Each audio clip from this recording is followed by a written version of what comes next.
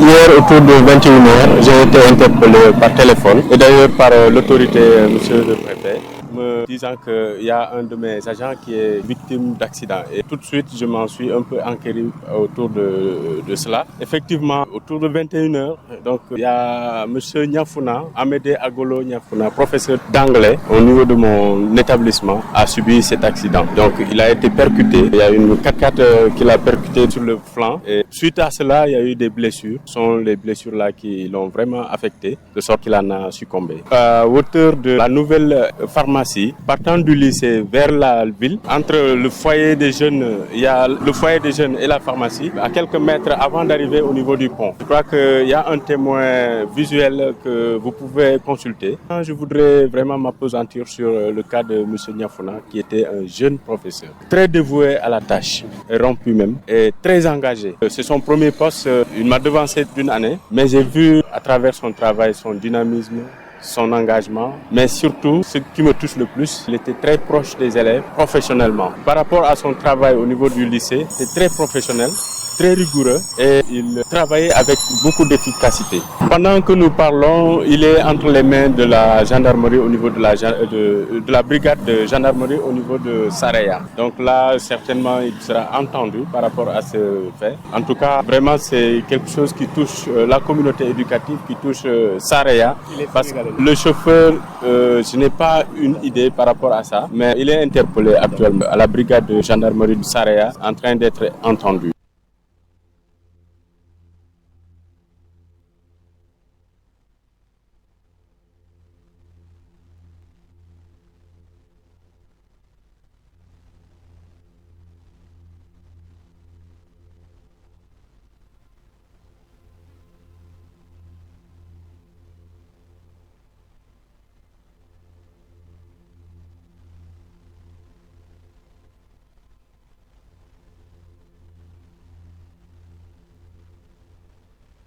Le comité de gestion de la première école élémentaire de Kédougou Bakary Dansoro, connu sous le nom de l'école régionale, avec le concours de ses anciens élèves et l'équipe pédagogique, vient d'organiser sa fête de l'excellence, 3e édition. À l'occasion, les 40 meilleurs élèves de la dite école se sont vus primés. Pape Salida Nyoro, professeur de maths SVT, un ancien élève de Bakary Dansoro, et le président du CGE. Le sens de cette journée, c'est créer un peu une émulation au niveau des enfants. Donc nous voulons, à travers cette journée d'excellence, créer une école d'excellence au niveau de Bakary Dansoro. 40 élèves qui sont primés. Adama Anne, une élève en classe de CM2, fait partie des lauréats. J'ai beaucoup travaillé, j'ai pris 2e. Je compte bien réussir à l'examen de l'entrée en 6e. Docteur Aïssatou Danfara, gynécologue de son état, marraine de la fête de l'excellence de Bakary Dansoro, est passée par cette école. Elle invite les élèves à s'éloigner des écrans pour s'évertuer.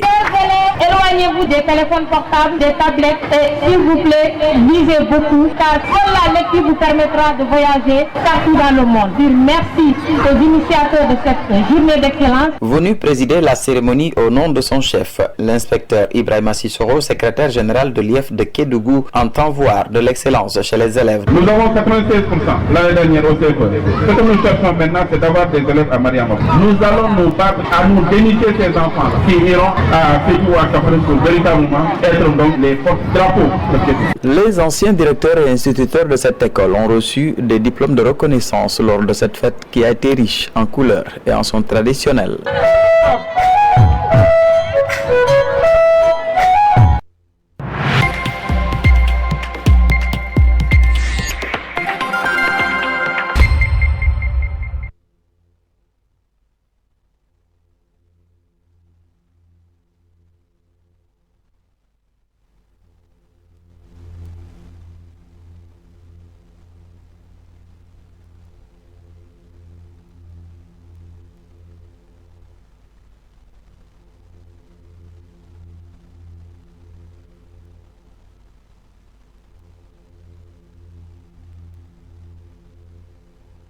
La préservation des écosystèmes et la protection des espèces en voie de disparition au cœur des politiques publiques, notamment dans l'agenda 2050. C'est tout le sens de la visite du ministre de l'Environnement et de la Transition écologique à la réserve naturelle communautaire de Dindéfelo, principal passage des chimpanzés. Professeur Daoudangom. J'ai visité la réserve naturelle communautaire de Dindéfelo, qui est érigée en 2010 sur 13 300 hectares sur la demande des communautés. L'objectif visé, c'était de protéger un écosystème qui est un chemin de passage des chimpanzés, une espèce inscrite sur la liste des espèces en danger. On voit tout l'intérêt de préserver cet écosystème, de développer l'écotourisme. Nous avons identifié des défis à relever et pour cela le ministère de l'Environnement et de la Transition écologique a donné des garanties pour affecter un agent des eaux et forêts sur le site avec toute la logistique ici, mais également mettre en place une unité mobile de lutte contre les feux de brouille. Le ministre a en outre fait cap sur la cascade de Dindéfelo et sur place, il a annoncé la volonté de développer l'écotourisme. Professeur Daoudangom. Mais l'étape la plus importante, c'est les chutes de Dindéfelo, un endroit pittoresque, unique au Sénégal, mais qui a besoin d'être valorisé. C'est là où la SAPCO a un rôle important à jouer. Ce milieu doit générer des ressources pour les communautés locales, mais également pour l'économie du pays. Dans des pays d'Afrique orientale, l'écotourisme est aujourd'hui un moteur de l'économie. Et au Sénégal, nous avons des écosystèmes extraordinaires qui n'ont besoin que d'être valorisés pour contribuer à l'essor du tourisme. Le ministre et sa délégation vont boucler leur visite dans le parc national Nyokolokoba après un passage sur les rives du fleuve Gambie à hauteur de la commune de Tomboronkoto.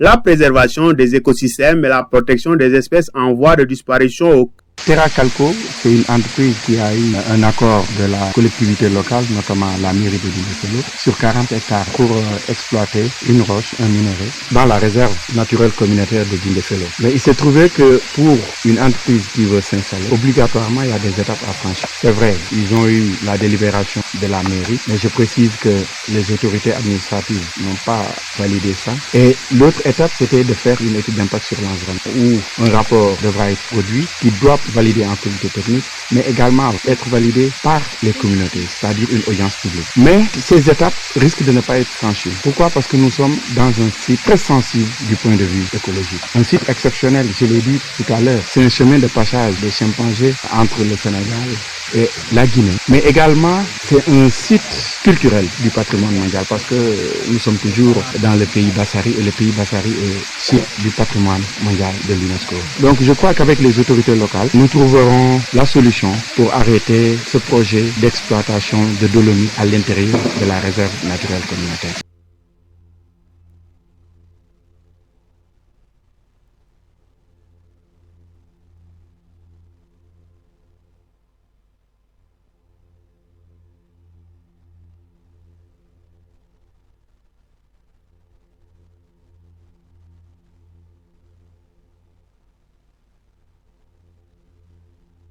Nous sommes venus ici à Sinthiou-Fissa pour visiter la forêt olympique et d'autres réalisations à mettre sur le compte de l'ONG Tri-Aid en partenariat avec une ONG locale aussi, La Lumière. Mais je dois dire que c'est pas fortuit de venir ici aujourd'hui. Pourquoi? Parce que le 22 mai, c'est la journée internationale de la biodiversité. Journée internationale de la biodiversité dont le thème c'est harmonie avec la nature et développement durable. C'est-à-dire comment trouver le juste milieu entre l'utilisation des ressources que nous offre la nature et sa préservation. Donc nous sommes là, nous avons visité la forêt olympique. La forêt olympique qui est le fruit d'un partenariat entre l'ONG La Lumière, je l'ai dit tout à l'heure, et l'ONG Tri-Aid, sur financement du CIO, le Comité international olympique. Et cette forêt olympique entre aussi dans le cadre de l'organisation par le Sénégal des JOJ, les Jeux olympiques de la jeunesse en 2026. Nous avons visité cette forêt olympique. Il y a eu des avancées, des initiatives qui ont été prises en matière de reboisement. C'est vrai qu'il y a des choses encore à améliorer. Et dans ce cadre, l'ONG va travailler avec les services forestiers pour revoir les approches, pour lever les contraintes. Parce que des contraintes, il y en a.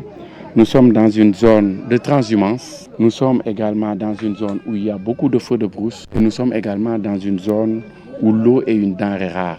Et quand vous plantez un arbre, il faut arroser. Donc, nous allons travailler ensemble pour lever ces contraintes.